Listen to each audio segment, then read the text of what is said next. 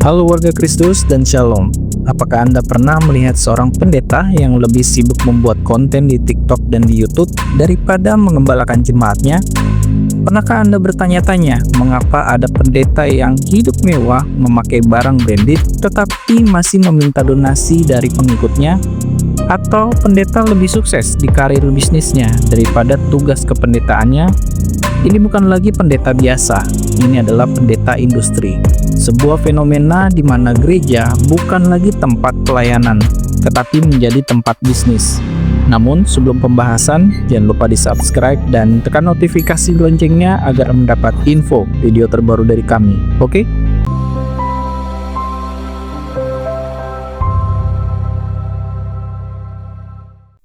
Apa itu pendeta industri? Pendeta industri dalam konteks ini adalah seseorang yang masih menyandang gelar atau jabatan sebagai pendeta di gereja, tetapi lebih berorientasi pada bisnis, popularitas di media sosial, dan keuntungan finansial dibandingkan pelayanan spiritual tradisional.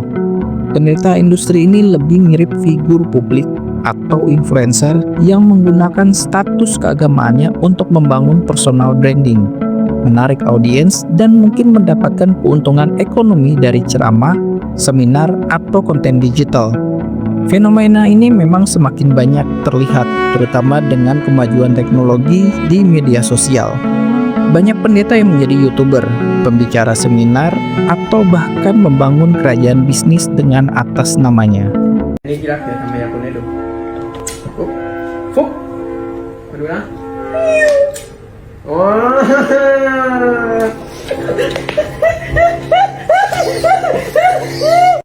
Dari panggilan ilahi menjadi konten viral.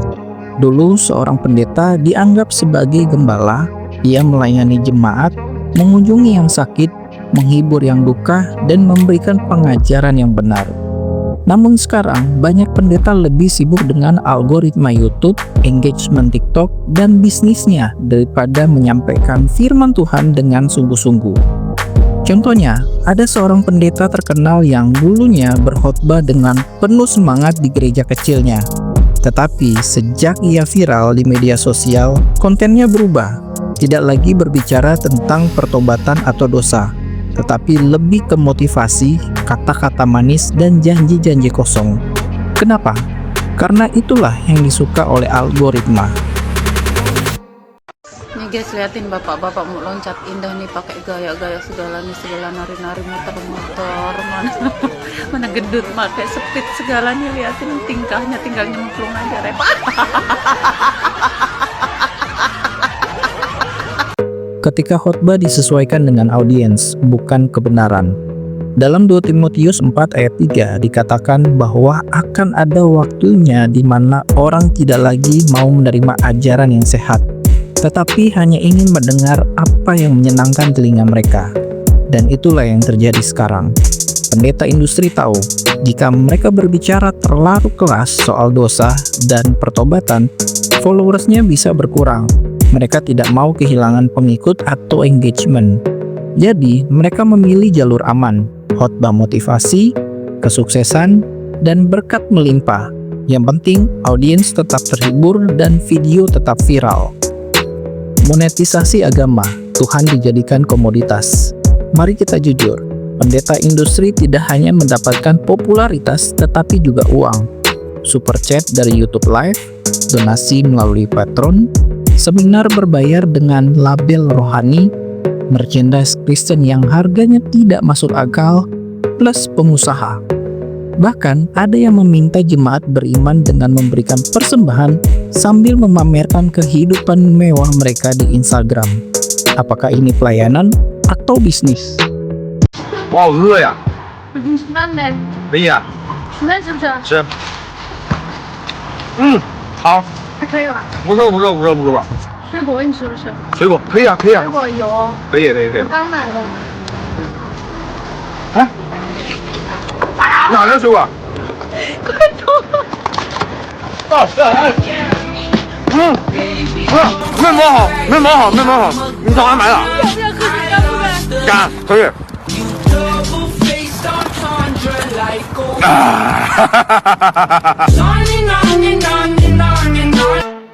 hidup mewah dengan nama Tuhan. Mungkin Anda pernah melihat pendeta yang berkhotbah soal kesederhanaan, tetapi di luar mimbar hidupnya dalam kemewahan.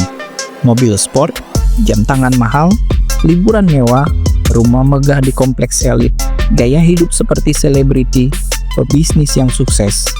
Yesus dan para rasul hidup sederhana dalam melayani, tetapi pendeta industri justru hidup seperti raja.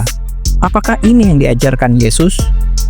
Kultus individu, jemaat mengidolakan pendeta, bukan Yesus. Pendeta industri paham bahwa semakin mereka terlihat karismatik, unik, dan menarik, semakin mereka diidolakan. Jemaat tidak lagi datang ke gereja untuk mencari Tuhan, tetapi untuk melihat pendetanya. Jemaatnya akan lebih membelanya dibandingkan menyelamatkan dirinya sendiri dari kesesatan. Jemaat sudah tidak lagi melihat karakter Kristus, melainkan seorang influencer atau artis. Setiap perkataan pendeta dianggap mutlak, meski bertentangan dengan Alkitab. Kritikan terhadap mereka dianggap melawan hamba Tuhan. Yesus sendiri tidak meminta orang untuk mengidolakan manusia, tetapi banyak pendeta industri justru membangun kultus individu di sekitar diri mereka.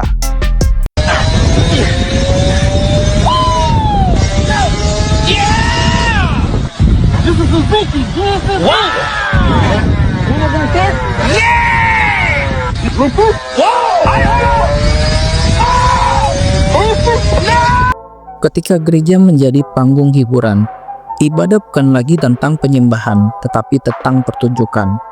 Khotbah dibuat dramatis dengan isi firman yang hanya disukai followernya. Musik lebih seperti konser daripada penyembahan. Semua diarahkan untuk menghibur, bukan untuk memperdalam iman, atau oknum pendeta yang mempromosikan produknya di dalam gereja. Mungkin tidak ada yang salah dengan inovasi, tetapi ketika ibadah lebih mementingkan estetika dan bisnis daripada kehadiran Tuhan, ada sesuatu yang hilang. Apa yang harus kita lakukan? Jika Anda melihat fenomena pendeta industri, apa yang harus Anda lakukan? Pertama, jangan terpesona oleh popularitas. Ukur pendeta bukan dari followersnya, tetapi dari kesetiaan pada firman Tuhan. Kedua, kembali ke Alkitab. Jangan terima setiap ajaran hanya karena terdengar bagus. Pujilah semua dengan firman Tuhan. Dan ketiga, dukung pendeta-pendeta yang benar-benar melayani. Ada banyak pendeta yang sungguh-sungguh melayani tanpa mengejar ketenaran. Mereka layak mendapat dukungan.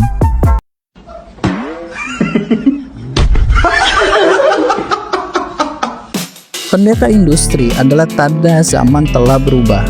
Ini adalah peringatan bahwa kita harus lebih berhati-hati dalam memilih siapa yang kita dengar.